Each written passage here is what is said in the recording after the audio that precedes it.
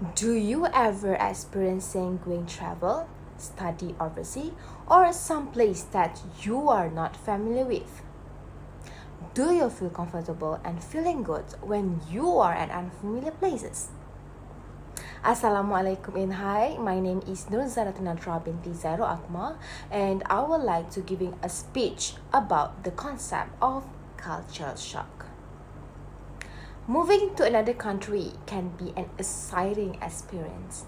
Expect to find yourself exploring new territory, interacting with people, and experience different things. Even so, it can be a challenging and overpowering time for some, especially if you are at the first-time outsider or international student who has never lived abroad before. Culture shock is the emotion of disorientations that someone feels when they are unexpectedly exposed to a new culture and a way of life.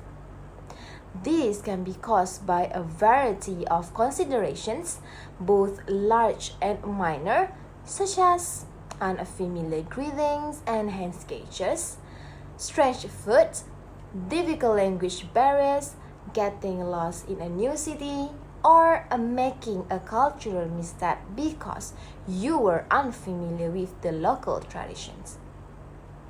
For example, most of us in Malaysia really love to eat nasi lemak and roti canai every morning. But when we are going some places with kind of unfamiliar food for breakfast, such as we have to eat chicken chop in the morning, and obviously it will look weird. This disorientation can result in symptoms such as confusions, anxiety, frustrations, loneliness, and homesickness.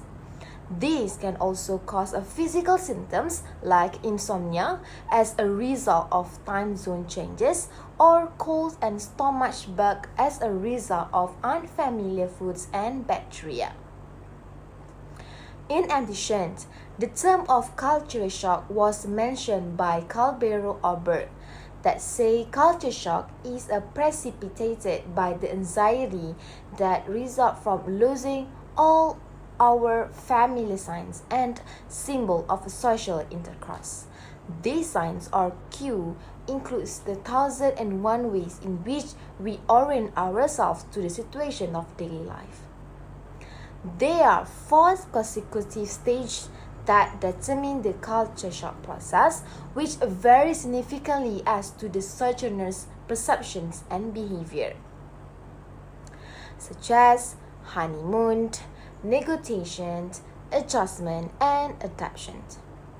The honeymoon stage is the initial stage of culture shock that can last several weeks or even months.